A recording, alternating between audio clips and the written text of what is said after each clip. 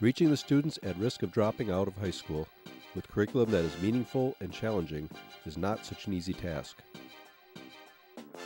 This short video is a documentation of a program called Fulfilling the Dream, which was implemented in 5 southern Wisconsin high schools from August to December of 2009. Our future is in our hands. We're gonna break it down and make a plan. Our future is in our hands. We're gonna break it down and make a plan. The core element of the program is to use hip-hop music as a vehicle for student expression. It combines history, English, theater, gym, and business as students learn about hip-hop and the music industry and create an act for the Sparks performance at the end of the course. Pam Jensen of CESA 2 wrote the grant. What I'm finding in schools today is that we have a lot of students that have a low self-esteem, they're not talking for themselves, and they needed a voice. And so I wrote a grant called the MIG Grant through Pathways to Independence to bring in a curriculum called Fulfilling the Dream. And that has given our students a voice and hope for a better community. The originator of the curriculum is Roberto Rivera, who used personal tragedies in his own life to fuel a drive for success. His heart for at-risk students drove him to create Fulfilling the Dream. Our perspective was, yeah, these kids are, at risk, but risk isn't necessarily a bad thing. I think too oftentimes we, as educators, look at risk as something that is negative, as a liability that, these kids have this little, fire of risk and we got to go put that fire out. Whereas I think that fire, that risk can be channeled. If you think about it, some of the most successful people in the world have learned to take calculated risk.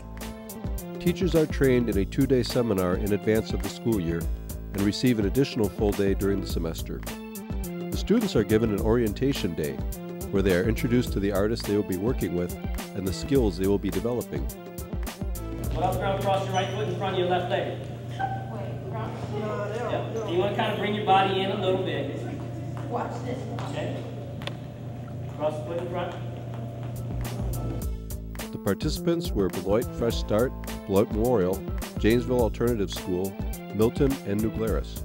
Getting students to feel good about themselves in school is one goal of the program. I really needed an English credit, and I thought I'd have a lot more fun with this class than any other English class. Get to learn more about real society, I guess. It's meant everything to me because I've learned skills to do, to learn about music more. This class, basically, when I get into it, it's more like, it's not just learning about the rhythm or the beat or the hip hop or actually learning about staying in school. To me, I see it's more than that because it's actually trying to bring out a word, like the word of young people.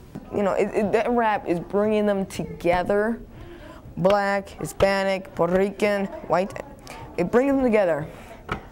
Well, I say before the Fulfill the Dream project, I really didn't care about school, work, or anything like that. But now, after doing it, I want to go to school. I want to go to college, or get a better job doing construction or something. I care about myself a little bit more. I had a list of kids I had in mind when we first were looking at doing this, kids that I thought would be interested in music, kids that were artistically creative, kids that probably this was new, something way out of their comfort zone. But any curriculum to be used today has to deliver results, which is exactly the track history of Fulfilling the Dream.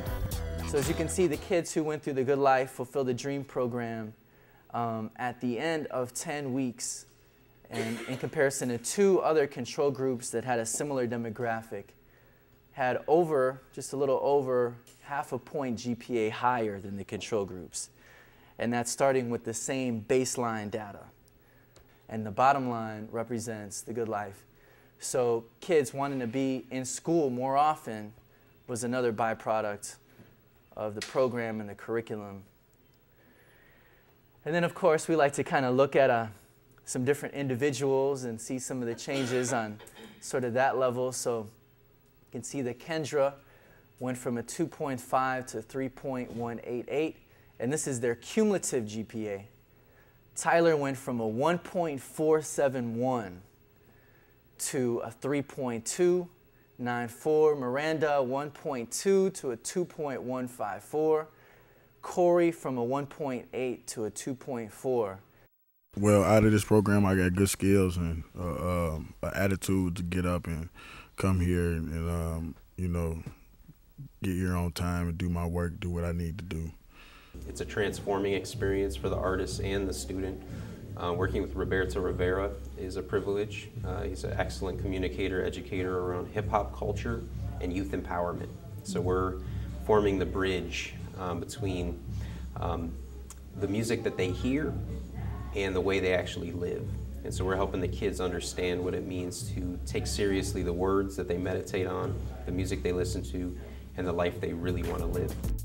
The class covers the history of hip-hop, the hip-hop industry, the music industry, media and messages, and making music. To do this, the teachers are provided with local artists who come in and work with the students. My experience has been really good, actually. I've gotten to see a lot of different things come out of different kids. It's been really cool to see each of them, how they have their own different passions, their own different dreams and goals. And to be able to help them find those things and ignite those things and start to express themselves genuinely, it's great. You know, as well as relating, as some kids have told me their story, their past, what they're going through, and being able to be like, hey, dude, that was me when I was your age. You know, I went through that same stuff. And to see them instantly, you know, engage and just recognize like that they're not talking to some superior or whatever, but they're talking to somebody who's been through things they are, who's here to just kind of help them find their voice. That's been great. It's been great. All throughout the different high schools that we've been working at these last couple of weeks, I've seen a lot of change in some of the students, some more than others, but you know, some students, they like hip hop, and once they actually saw how we're fixing that into what they're learning or what they should be into, you know, positive things, instead of being on the street hustling, we taught them how you can switch that and rap about something else and it can still be to their liking. And by doing that, they kind of got more engaged, and now kids in Beloit and Janesville, they're starting to really see, you know, that there is another way other than the way that they were going. And so I'm starting to see some change in high school kids around there. And here, you know, I'm starting to see myself some change in how they can really flip it differently. And, you know, some of these kids like techno, but somehow we found a way to techno and hip hop join it together and teach them that. And, you know, it's just fun, you know, being creative with the students. I'm learning a lot from them, as I hope they're learning from me. And it's just a really fun experience. So before we get into topics today, the lyrics, the concepts, we're going to get into the rhythm.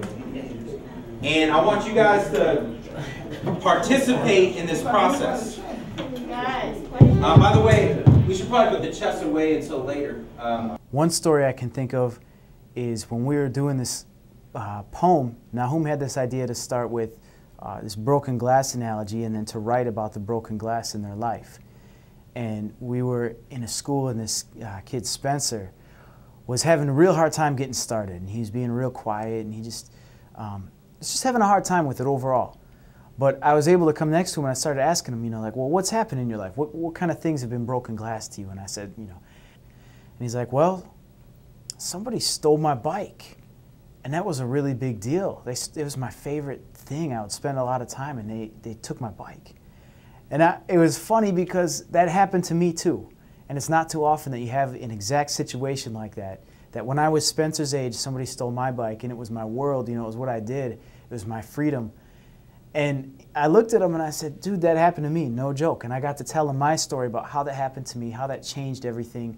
And it was really frustrating at that time because that was my one solace I had. And instantly, he was on board, ready to write poems. The program culminates in a performance, which was held at the Janesville Performing Arts Center on December 11th.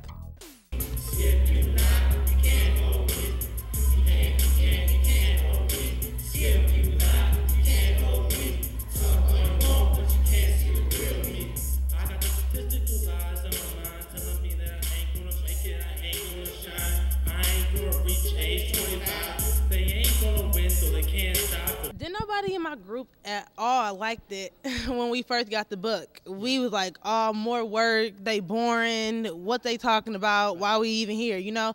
But the questions in the book, everything was so real, I swear. I mean, it was like, it helped you really think about stuff. Even the poems, that's what stuck out to me so much. You know, they had started a poem like, I am this, and then you start writing out, I am what I am. And another thing that stuck out to me was, it was like a little box, and you wrote everything that you was called in it, and then on the outside you write everything that you is. I mean, it brought me to tears. It brought a whole bunch of people to tears in there, and it really helped bring you out and make you see the bad person you is, but the good person you can really be.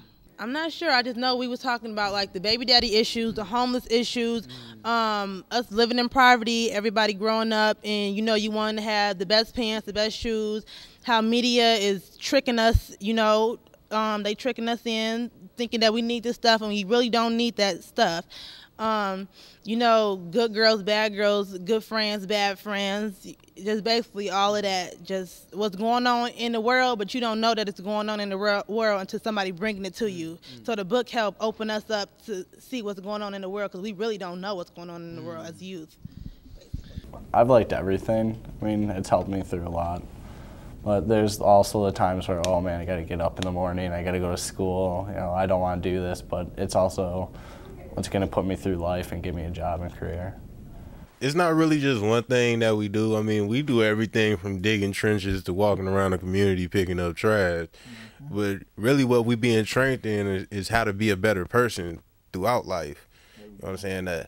To help people, you know, because when people see us, you know, our generation, they're like, oh, you know, those they some thugs and they ain't about to help you. We just want to show them that we different. You know, we more than that. I really like this curriculum just because, like I said, it knocked down the wall. There was a barrier between the age difference. Generation gaps are so different, you know, and it just knocked that whole barrier down between us. It was really nice. Like I said, it let them know that I'm a person, and let me know that, you know, they have feelings, because everybody always tries to act all hard like they don't really feel, you know. Yeah. Just kind of nice. I've learned from them probably as much as they've learned from me. And so understanding that there's a way you can relate to those students that helps them open up, that helps them be genuine, that helps them see that they don't have to be stuck in that place because somebody else has gone through it and they've come out the other side and they've turned it into something positive. It's just real key, understanding that you can share something and that can have an influence with another child. So I want you to say something, last thing, to that young lady who just got expelled in Beloit, you know, for some of the stuff that she's been through, some of the violence that she's experienced with maybe her dad or whatever. I gotta say that don't nobody know you. People judge you by your appearance every day. They think once you're a bad person, you always a bad person. They don't know why you're doing what you're doing. You gotta express to them why you're doing it and what you're doing it for. And you gotta try to do things differently, find different ways to take your anger out. Just understand that your schooling is the most important thing for you, because your mom or your dad, they're not going to always be there for you. You're going to have to be there for yourself. And I know that now, because I'm 18. I don't have no one but me and my son. So just don't give up and keep going. You know, after you become a working person and get some actual ethic into you, it makes you open your eyes and see things in a totally different perspective on what more you can be doing, even though, you know, you're already doing a lot. MJ, I just want to say you're an amazing person. I hope we can continue this program through Beloit Fresh Start. Maybe even have you become a mentor for some of these other young ladies so you can say that in person. Again, it's great getting to know you and having you being a part of the Sparks event. And let's keep building. All right. Sparks event 2009, we're out.